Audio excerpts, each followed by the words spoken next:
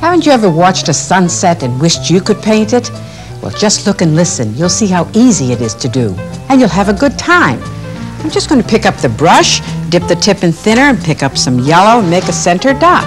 Then halfway below that approximately, I made a line that divided the sky from the water.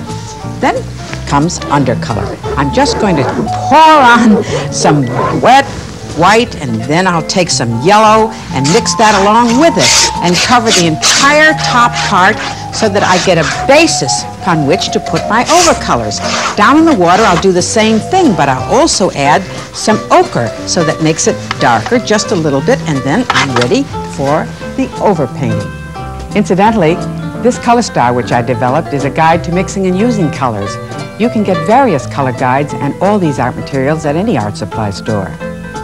The details in this painting are the overcolors in the sunset. So I'm just going to apply some more yellow in the top and in the water, and then I'm gradually going lower on the color star with the bright colors, adding the yellow to the ochre, to the oranges, to the red, and then to the red purple, which is the thing that you're going to use in order to give yourself the splash and dash of a beautiful sunset. After that, I'm using my fingers, and I'm going to slant this sky down a little bit toward the right. And look at what happens. That's the wonderful fun about painting. Be bold. Don't be afraid to experiment. Use your own ideas. After all, sunset is the time to use the boldest, brightest colors you can. And that gives you a beautiful effect. You like that? Hope so. I do. Now I'm going to put a little sun off center, just like that. Then take a small brush with a little bit of red and put a couple of lines through it that connect it.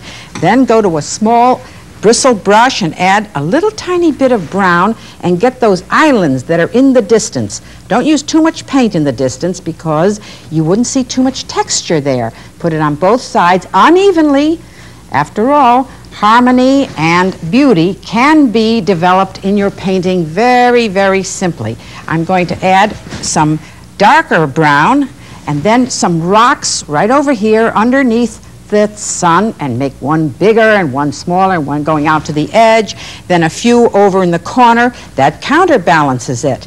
The next thing, I'll come back to the small brush, add a little bit of the dark red, and make a rhythm line so that I'll know where these waves are going to go. After that, I'll clean the red off on a rag and add some yellow and put the yellow on the inner side where that sun would hit it. Then I'm going to pull these colors over and pull them straight, almost straight over, and you'll get the feeling of the motion in the waves, just like that.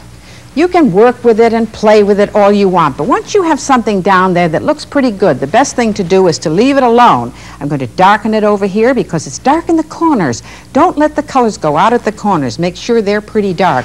Next thing I can do is just simply come back and add the path of the light directly under that sun, and then pull that wider as it comes down toward you. Now you can use the wood end of the brush and scratch some shadows in there and then reflect some of the darker color. And of course, the interesting thing about it is to see what it looks like in a frame and have the fun of being able to say, I painted that. Happy painting!